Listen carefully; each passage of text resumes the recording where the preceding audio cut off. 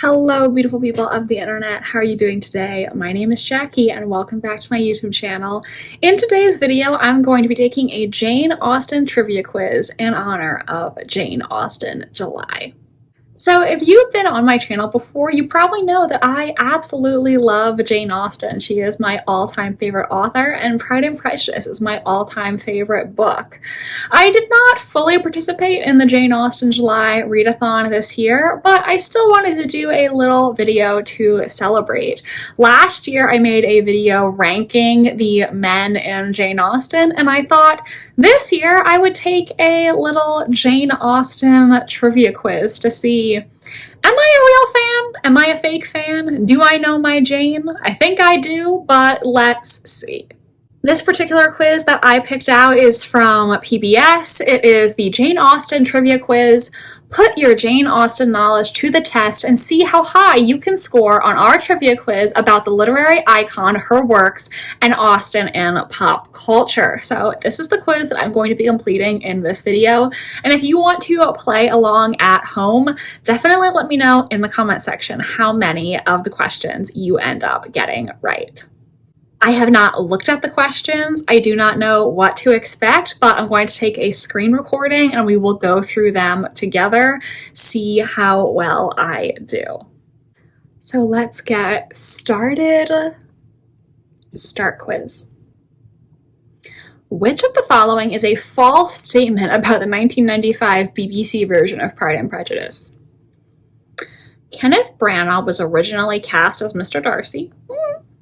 He could have been. I mean, in the 1990s, Branagh was very successful back then, so that could be true. I'm not sure.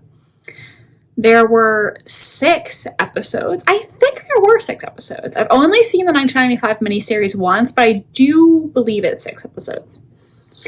Colin Firth never entered the pond for his memorable wet shirt scene. The original script called for Firth to swim naked. I 100% believe that is true. I think I've heard that before. I think there were 6 episodes, so it's the other 2. I mean, Kenneth Branagh, that's very plausible. Like, I could see it. I don't know for a fact that it's true. But it's also entirely possible that Colin Firth never actually got into the pond. Like, it's entirely possible they could have, filmed the shot of him coming out of the pond somewhere else.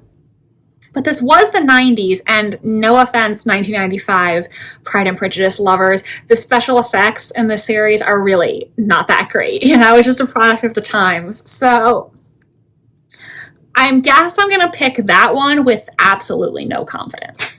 Oh, great. That was wrong. Off to a great start. I didn't know. Which of Austen's novels was first adapted as a feature film? Sense and Sensibility, Persuasion, Pride and Prejudice, Mansfield Park. Okay, I know there is a Pride and Prejudice film adaptation with Laurence Olivier and maybe Greer Garson. I think that's the actress they cast to play Lizzie. So I'm assuming that is the oldest adaptation. That's the oldest one that I am aware of. So I think I'm going to pick Pride and Prejudice for this one. Correct. Yes, a fun fact about that adaptation of Pride and Prejudice is the characters are wearing very anachronistic costumes with huge skirts and huge sleeves, which were not common in the Regency period. And that is because the year before this Pride and Prejudice film came out, a little film called Gone with the Wind came out. So they intentionally wanted to go for the same look as Gone with the Wind, hoping that would make the movie more popular. And that's why they are wearing these entirely inaccurate costumes. All right, so let's go to the next one. Before stopping work due to illness, Austen completed just over 11 chapters of what would become known as Sanditon, which is the title she originally gave this story. The Brothers, Juvenilia, Worthing, or First Impressions. Well, I can eliminate some right off the bat. So Jane Austen's Juvenilia is the it's her childhood writings, you know, like think of the word juvenile. So that's not it. First Impressions is actually the original title of Pride and Prejudice. Her publisher asked her to change it to make it sound more like her first novel, Sense and Sensibility. So that one is also out. Now, between the two that are left, Worthing, I have no idea what that could be referring to, because while I did not read Sanditon, at least not yet, I did watch the PBS show recently. I binged the entire thing, and there is not a place or a character in Sanditon named Worthing. Granted, yes, it is possible that maybe that was the original name of Sanditon and she changed the name, but I don't know. It doesn't sound right to me. It could, however, have been the brothers, because Sanditon does feature the Parker brothers, so that would make sense, and I'm going to pick that as my answer. Correct. There have been over a dozen Jane Austen film adaptations. Which of these is not inspired by her work? Okay, I already know the answer, but let's go through the choices first. 10 Things I Hate About You, Bridget Jones's Diary, Bride and Prejudice, From Prada to Nada. So, I mean, well, first of all, Bride and Prejudice is very clearly a reference to Pride and Prejudice, and this is a Bollywood film that is inspired by that novel, so that's not the answer here. Bridget Jones's Diary, which is a film I love, is also inspired by Pride and Prejudice, and From Prada to Nada, I have never seen, but I believe it is inspired by Sense and Sensibility, basically, you know, referencing the fact that in Sense and Sensibility, the Dashwood sisters are left with no money after their father's death and have to live in reduced circumstances. So that is an adaptation of Sense and Sensibility.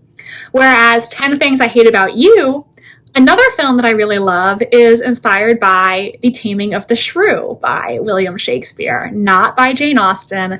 That is the correct answer. I know it for a fact, and yes, it is. Next. God, which celebrity has not publicly shared they are an Austen fan? I don't know, PBS. Ask me some questions about Jane Austen's writing. I don't know.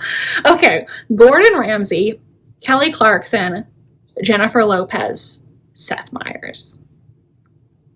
Well, Gordon Ramsay is British, so I feel like it would make sense if he read Jane Austen, one of the most famous authors from his country, you know. She's on their currency. Like, it would make sense if he's read Jane Austen. Kelly Clarkson, I could see Kelly Clarkson being a Jane Austen fan. Like, that tracks. So that leaves Jennifer Lopez and Seth Meyers. And to be honest, I would not have pegged either of these people as a Jane Austen fan. But one of them is, so I just have to guess. I feel like, okay, Seth Meyers hosts a late night show, right? So I feel like maybe it could have come up on his show. Like maybe he was interviewing an actor who was in a Jane Austen adaptation, or he was just telling a story about, you know, Austen or something during his opening segment. Like, I feel like maybe he could have shared that he likes Jane Austen. Like, I feel like there are circumstances where that could have come up and he might have said that. Whereas I do not know if J-Lo is an Austen fan, and I can't think of a set of circumstances where she might have shared that. So I'm going to guess Jennifer Lopez has not publicly shared that she is an Austen fan. Maybe she is and we just don't know it, you know? But that's my guess. Okay, cool. That's the right answer. Great. Next. I literally was just talking about this. Okay, the Bank of England introduced a new plastic banknote with Jane's face on it back in 2017. Which denomination is it? £50 note, £10 note, £5 note, £20 note. So I studied abroad in England and also visited it recently. So I have been in England after these banknotes were introduced, and I know that 100% it is the £10 note that Jane is on. So feel very confident about that, and I'm right. All right, next question. How many novels did Jane Austen publish during her lifetime? Okay, well, this could potentially be tricky because if you think about all the novels that Jane Austen wrote, she wrote Sense and Sensibility, Pride and Prejudice, Mansfield Park, Emma, Persuasion, and Northanger Abbey. So that's 6. However, 6 is not one of the choices. And the reason is because Persuasion and Northanger Abbey were published after Jane Austen's death. So during her lifetime, she published 4 novels, though she actually wrote 6. And that's the correct answer. There you go. Which of these famous authors was an Austen devotee? E.M. Forster, Mark Twain, Ralph Waldo Emerson, or Charlotte Bronte? There are 2 that I can eliminate off the bat because I know for a fact these people were not Jane Austen fans. In fact, they were actually Jane Austen haters. So Charlotte Bronte famously hated Jane Austen. She did not like Pride and Prejudice. She thought that it was too penned in and it was lacking the rugged sort of passion that Charlotte thought a good work of literature needed. Mark Twain also hated Jane Austen, and there is a quote which I think is hilarious, where he said that he hated Pride and Prejudice so much that when he got to the end, he wanted to dig up Jane Austen's grave so that he could beat her over the head with her own shin bone. Which is just like so specific. Like, I mean, I disagree with his opinion about Pride and Prejudice, obviously, but I just have to laugh because just that image of Mark Twain digging her up so that he can beat her over the head with her shin bone, like, that's just funny to me. So those 2 are definitely out. Now that leaves E.M. Forster and Ralph Waldo Emerson. I must confess I do not know a whole lot about either of these people, so I'm just going to have to make an educated guess. I'm not even sure exactly when Ralph Waldo Emerson was alive. If he would have overlapped with Jane Austen. I don't really remember like when he was born and when he died, to be honest. However, E.M. Forster was a later author, so he definitely could have been inspired by Jane Austen. And I've never read Forster, but I did watch the adaptation of Howard's End, starring Mr. Darcy himself, Matthew Macfadyen. And I do see how in some aspects, Howard's End could partially be inspired by Jane Austen. I don't think they're extremely similar, but I think like if you squint, you could kind of see how maybe she might have exerted some influence over his writing. So because of that, I'm going to pick E.M. Forster for my answer. Hey, great. We got it right. So, or I did. I don't know if you did, but I guessed right. So next question. Jane Austen released her first 4 novels anonymously. To whom were they attributed when published? Anonymous, a lady, Ellis Bell, James Austen. So Ellis Bell was the name that Emily Bronte used. That was definitely not Jane Austen. And James Austen, no, that does not ring any bells. I have seen images of the title page of Pride and Prejudice when it was released, and I can confidently say that the novels were attributed to a lady. So that is my answer, and it is correct. Let's go to the next one. Come on, guys. Like, we all should know this, right? All right. The opening line, "It is a truth universally acknowledged that a single man in possession of a good fortune must be in want of a wife," is from which Austen novel? I'll give you 1 second to think about it.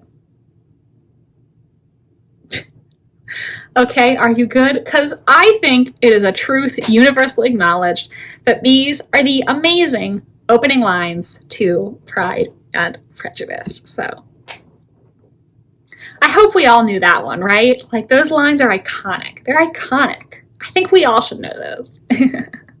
All right, next. Oh, that was it. Okay, so we're done.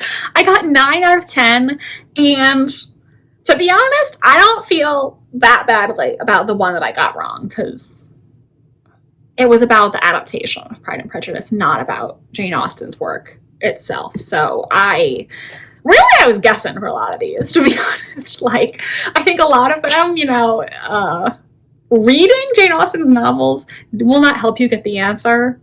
You have to know outside information or be able to make a good guess. So I hope you had fun with this quiz. If you played along, let me know in the comments, how did you do? Anyone out there get 10 out of 10? I'd really like to hear it. So that is it for today's video, you guys. I hope you're having an amazing Jane Austen July so far. If you liked this video, make sure to give it a big thumbs up and subscribe to my channel if you want to see more from me. I post new videos every Wednesday and Sunday.